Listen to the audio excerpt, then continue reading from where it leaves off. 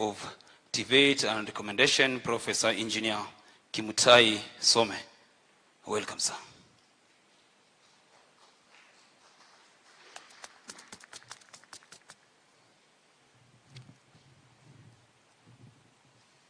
Good morning, everyone. Afternoon. Your Excellency, I feel like saying number 5.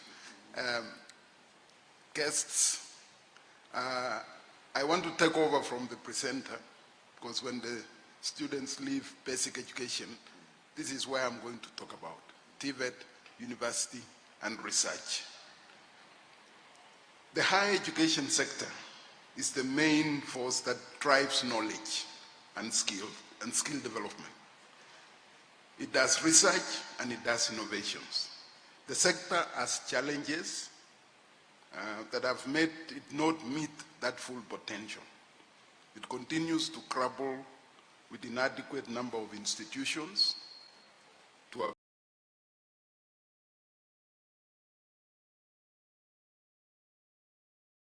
absorb the increasing student numbers that are coming out from looking into the future.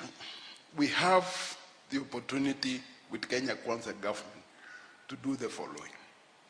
To have a vocational training center in each of our 1,450 wards. Currently, 1,200 are being built. So we need to put up the remaining 250. This will absorb the people coming from the basics. Secondly, we are looking at a technical and vocational training college in every constituency, sub-county. Right now, we are short by 52. If those are done, 290 will be in place. It is our desire to put up a national polytechnic in each county. And we think that the 12 that are there is a bigger job to do, because after the vocational training centers and the technical and vocational colleges, these are the institutions that will take them to higher levels. The Universities Act 2012 provided that government under Section 26 should have a university in each of the counties. Right now, we have 31 public universities in Kenya, which means we have a number of counties that do not have universities, and here we are asking the Kenya Kwanza administration to look at how to make this right. But in doing that, we would like to see universities focus within counties. For example, in the coast, we should have courses that are focusing on blue economy, for example. In Turkana, for example, we should have focus on mining and other extractives that should be able to take capital of the area they are in. In the TVET zone, the Universities Act provides for technical universities. And it is indeed the wish, or was the wish of the country, to have a technical university in each of the 8 regions that were provinces before. We currently have 3. So we have an area that we need to put up 3 more. Technical universities will serve as regional incubation and innovation centers, and will really capitalize on the productions of TVET. We also have been talking, and this has been an embarrassment on Kenya, of an open university. It's almost 20-something years when the first draft was done and so forth. Countries like Tanzania and other places have come and put up their open universities. We really need to do the national open universities of Kenya. It will make it cheap, and it will allow more people beyond the age to continue doing this. We need to link what is happening in TVET with formal education through various credit transfer frameworks. These are areas that needs to be worked on, and this would be very good. We envisage students from basic education, standard 1, to take whatever time they are taking, and in the secondary school to take whatever time they'll be taking. This will be under discussion, but we expect at the age of 17, 18 that they are finishing school. If they finish at 17, they finish at 18, we really would like to see a national internship program for all the students that are graduating in school level and even that are graduating from TVET and university station. This would be should be collaborated with industry. And we think that a team should be put up, Your Excellency, comprising of public and private sector players to drive this national internship program. We would like also to put in place legislation, policy, and budgetary to resource mobilize that will address the chronic underfunding of public institutions, particularly at the TVET and university level. We would like to transfer the governance of university, including hiring of the management level staff from the currently public service commission through amending the act, and place these together with the financial management and accountability at the university governing councils, because this is what is done the world over. We would like to restructure, we would like to propose a restructure of the higher education loans board to look like other loans board internationally that offer interest-free loans to the students so that the take-up is high and there will be more students doing this. And we would like to ask your government, Your Excellency, that we look at a strategy of courses that would deliver a bottom-up economy in promoting STEM programs, agriculture, and other strategic courses that would come with this. This would be possible if you look at an increase towards research and development of institutions that is currently at 0.8%. And according to the Science, Technology, Innovations Act of 2013, this should be at 2% of GDP. Only 2 countries in Africa do it at 2%, South Africa and Egypt. Others are doing it at 1%. In order to meet or to look like the education that takes place in those countries, we need to up this fund. We would also like to see a restructuring and strengthening of the National Employment Authority to act as a national database to give data on available skills, to facilitate industry, to engage with players and explore possible export of skilled manpower in the human capital. A lot of us who've been through the Middle East will see a Filipino lady who has a different passport that says she is house help, because they are the majority doing that. The Kenyan house helps don't have any recognition. This would be the body that would do that recognition. We'd also like to see the establishment of National Skills Council to work with the National Employment Authority in identifying available skills labor for both local and foreign assignments.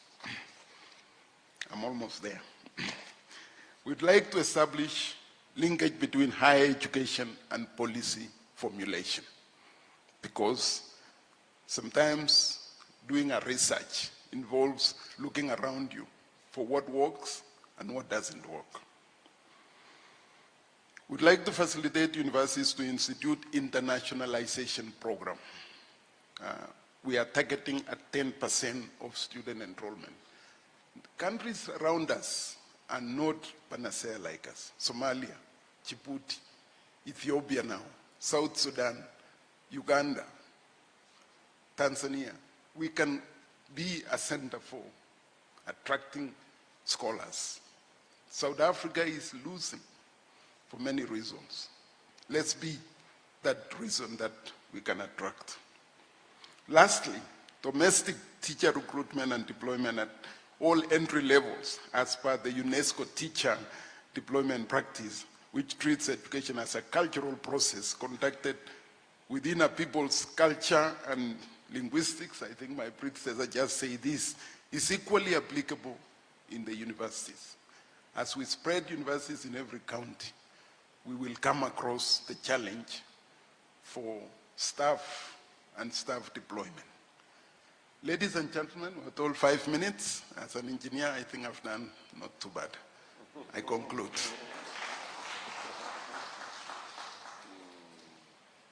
Your Excellency, I had just 2 small points.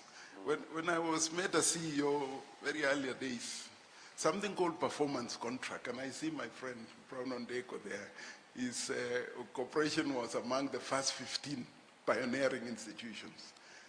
It ran for a very good 10 years, and it actually improved performance. We want to note that it has not been functioning. Please restart it. Performance contracting of public institutions the world over is something that improves things. And lastly, from an economics point of view, a friend of mine in the university says, the small people are taxed a minimum tax, even when they don't break even. A big corporation is left untaxed when they don't break even. Should apply to the small people as well. Thank you. Great, Professor. Thank you very much, Professor, for your insights. I appreciate that you have been a CEO of our university. You have been a CEO of our Commission on University Education. And your insights here already speak to that kind of experience. Let me just ask maybe 1 or 2 questions. When you say that we have, first I agree totally that we need to complete the vocational training institutions in our wards by an extra 250, and in our constituencies nationally by the other 52. In fact, we have driven this program over the last 10 years. I think we have built close to 150 new technical training colleges around. We've slowed down the last 3 years, but I think this is an exercise that we can actually conclude within 2 years. We can have all the 52 TVET institutions in our constituencies.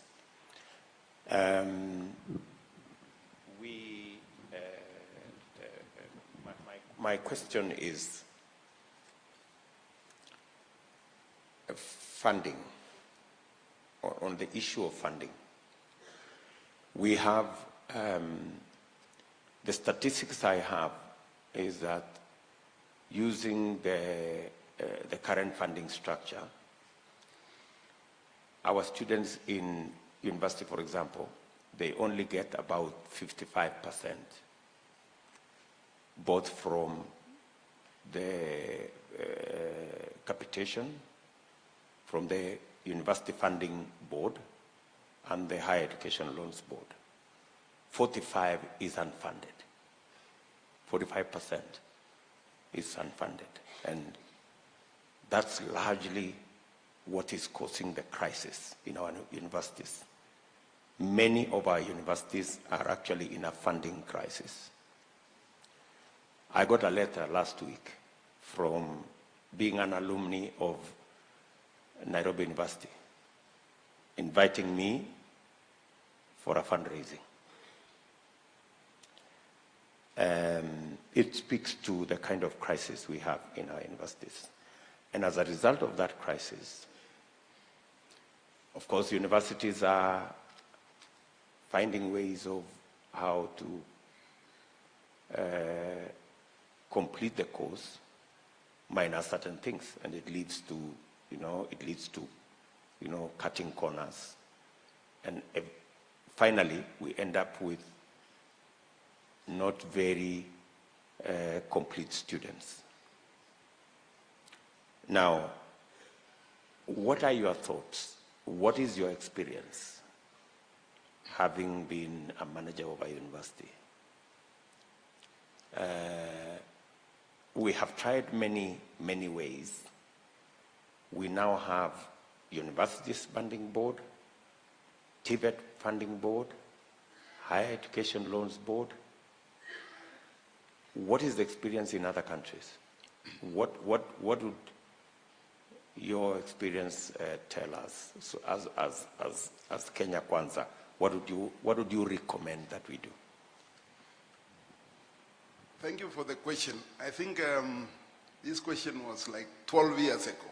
I was privileged to chair the task force that looked at higher education. And we talked to 38 education attaches in Kenya who are education attaches.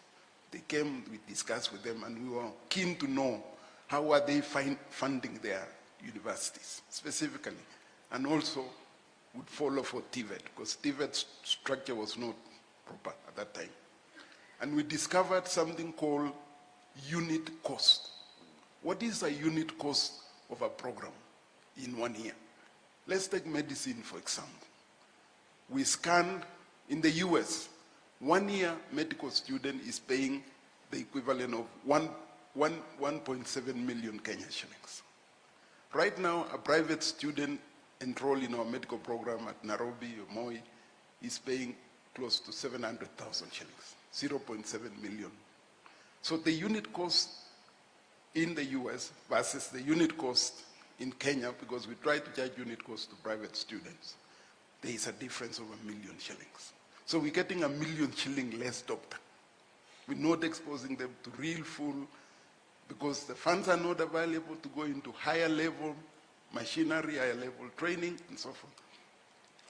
Differentiated unit cost means different unit costs for different programs. So that engineering in Kenya is about 500,000 shillings per year, and so forth. The education is about 275. We came up with a program of about 26 cluster courses that we used in the whole Joint Admissions Board, but now it is at COOPS. Your government should look at this. It's in the law. Differentiated unit cost should be the basis for charging training in the university. Who pays that money should be partly the government, the student, the parents, some scholarships, whatever it comes. But there is a counter to this, and this is what I believe people were not ready to do it. Discipline, differentiated remuneration. The salary we pay for teaching should follow the discipline. We've not implemented that. We pay every professor the same salary, whether you go to class or not. If you go to the US, professors are scampering to get a course to teach, because they're paid on the discipline. They are remunerated on the disciplines they do. So if I put in 10 hours a day in the US, I'll earn 10 times the guy who is putting in 1 hour. This is the painful part. And I think we have to come to a common area to do it. The second area is to do a SIF for those who are not able to pay. So we do this by scholarly. We give scholarship for the best. You know, if we look at the performance in schools, and we really look at government supporting, the government fund can be structured so that it pays for the best. And also the ones that are unable to do it. There's a lot of happenings the world over on how university is funded and how university is improved. And I think we also need, and we saw this in the way we were looking at, we have surplus students in certain courses that are not going for employment. For once, and I know the teachers have just spoken, we are training almost 7 times the teachers we need. TSC right now, I don't know, they're employing, what, 6 years ago, 5 years ago? Because we're not matching the demand to the supply. This is an area we need. We also have areas that we really are in demand, but there isn't funds to go into it. So there's a lot of balancing to be done, but we must do it. That 2% of GDP was intended in the task force that I chaired, that it'd be 3-way. One, for research, which would go to the research institutions like Curry, Cambridge. Two, for research training, which is what South Africa are doing. All their postgraduate students come from, scholarships come from that research fund. And the third one, innovations. Innovations are in the domain of TVET. So 1/3 goes to TVET, 1/3 goes to universities, 1/3 goes to research institutions. Okay. Professor, I like the point you made about differentiated unit cost. That's actually the basis upon which we are sharing the current basket. Unfortunately, for a course like the one you mentioned, medicine, which is supposed to cost 700, we are providing something like 270,000. So there is a whole another almost 300,000 that is not funded. And so the university is not even spending, forget about the 1.7. Even on the 700, they are not even spending that 700. They are forced to spend something like 350, which is almost half, to train these student. Do you have any thoughts in maybe looking at exactly what you have said so that we can have a central funding mechanism that looks at what is the requirement, how many doctors do we fund, how many people in this discipline do we fund? And if you want to go into a discipline that we do not need immediately, then you will have to either fund it yourself or it is funded at a lower level. Do you think there is an option of us merging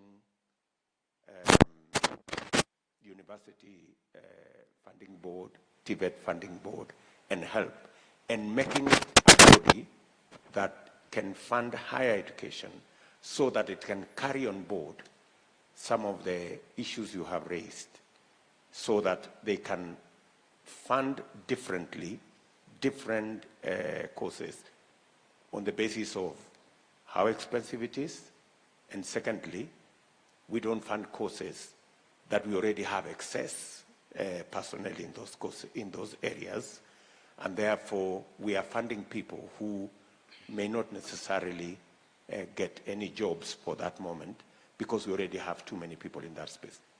Do you think that's an option?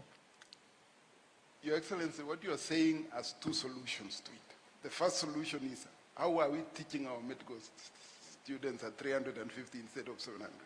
The training in the US, sorry, I keep moving away.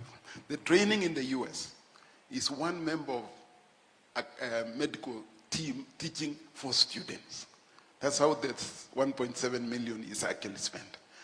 Here we do the maths in reverse. We get the teacher to teach 12 students. So for the same cost of 3 times, we increase the numbers of students. And of course, we don't get the same product.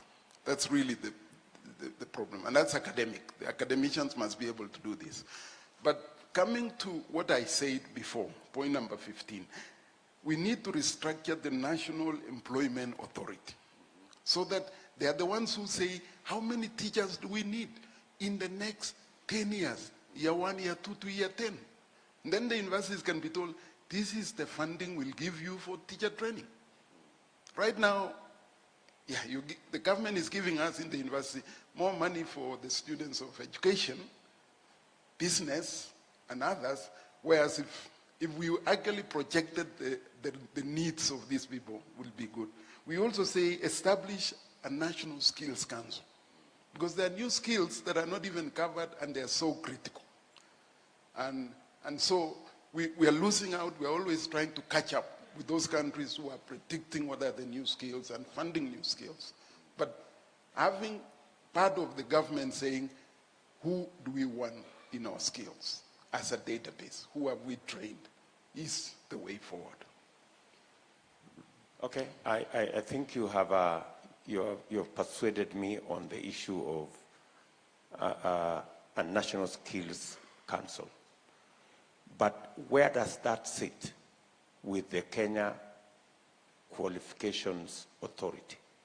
Isn't that can we improve the Kenya National Qualifications Authority to also give us that service, or do we need an entirely new body? The Skills Council used to be a ministry for a long time. The Ministry of Manpower, it kept changing names. Because the National Qualifications Authorities are parastatal, it cannot say what ministries are having in terms of their manpowers and everything. It has to be domesticated in a ministry, which can give direction to all employers to say who they have and what do they need next year, 5 years. So somebody has to be doing that continuously. The National Skills Council will be domesticated in that ministry to share the information and to go all those things. This is the practice in a lot of countries, particularly in South Africa. They have that process through a ministry, and they liaise very closely to the Ministry of Education. Manpower training is the end of the training. It's the end of the schools, the end of the university. We earn them to the manpower. So the Manpower Training Ministry must be able to say that. Prof, just a quick one. At the end of the day, this is about raising resources and engineering our public financial arrangements. What can you say about, because at the end of the day, let us be honest with each other, that the government cannot cover everything. To what extent do you think we can have a public-private partnership arrangement beyond what we may be having now to help in meeting the requirements of education at those different levels at this point in time? Two, if you can maybe dovetail the higher education and also the basic in this context, just very quickly. Thank you very much. It's very interesting. I'm a former student of Strathmore when it was the A-level class, and I followed Strathmore as a university. Strathmore has 12 programs successfully running and so on. In fact, in some programs, like their law programs, they cannot take certain number, and the demand is like 3-4 times. University of Nairobi, on the other side, has 290 programs. Okay, so, and they need to provide for each of these 290 in a very similar way as Strathmore is offering for 12 programs. So there's a lot of rationalization that needs to be done. But that's not my point. My point is PPP. If you look at the program Strathmore has, they've just started a program now on intellectual property, and IBM is coming as a partner. They're meeting almost 70% of the course and so forth. It is possible, if you're doing something good, to attract a partner to come in and work with you. And we have some public universities that are actually successful in attracting a partner to engage in the program. PPP is about outcomes. The student you produce will go and create funds, create resource for that institution that is helping the institution. That's what needs to be looked into, and that would work out. If I look at Western Province, forgive me, I'm old enough to say a province, sugar industry. What happened to sugar industry and education?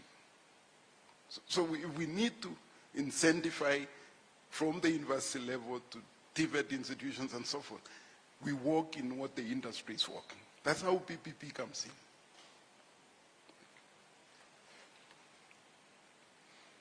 Professor, I think you have spoken, if I may, authoritatively on some of the issues, and I think it will help us in crafting the charter that will help us shape the education, especially higher education.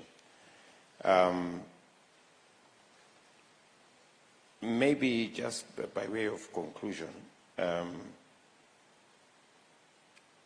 when you speak to the subject of open university, we are largely thinking about access, is it? Because it's largely virtual. It's rather cheaper to run an open university. As Minister for Higher Education, I almost actually launched the open university. We had done everything. There was remaining very few steps, and we were going to ask President Kibaki to launch it. Unfortunately, we missed that opportunity. And as you say, I think it is 20 years plus in discussion about open university. In fact, in many countries, the largest university is always the open university. I'm told, for example, in India, it has close to 1 million students. In South Africa, maybe 300-400 students. So, and this not only improves access, it also makes it easier for people who cannot go to university. Maybe they are 50, 60, but they can still go to university even later in life, because it's flexible, it is, and it's cheaper. What would it take from where you sit for us to launch the Open University? I think the Open University is a done deal. When we were looking at this 2010, we had even the cabinet memo ready to go out. We had identified multimedia at that time to host it and so forth. The Open University of Mexico has a student population now of 3.7 million. Indira Gandhi University of India has a student population currently of 1.6 million. Open University of Tanzania, which took our document, is the largest university in Tanzania with student population close to 500,000. UNISA, the Open University of South Africa, is very close to 800,000. These are people who did not go to university because of COVID. I can tell you COVID now is driving Open University through the roof. Because nobody else wants to go to class. You can sit in your room. Harvard, for example, has opened the latest Open University for science. There's a student of an athlete in Eldred, and I've gone to sit down. They start class at 5 p.m. in the evening, because that's when it's 8 o'clock there. They sit until 2 a.m. Real life teacher is teaching and so forth. Open University is now. So, Your Excellency, we give you 90 days. Launch it when you take over.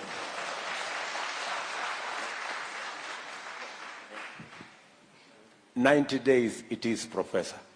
90 days it is." And thank you very much for your thoughts.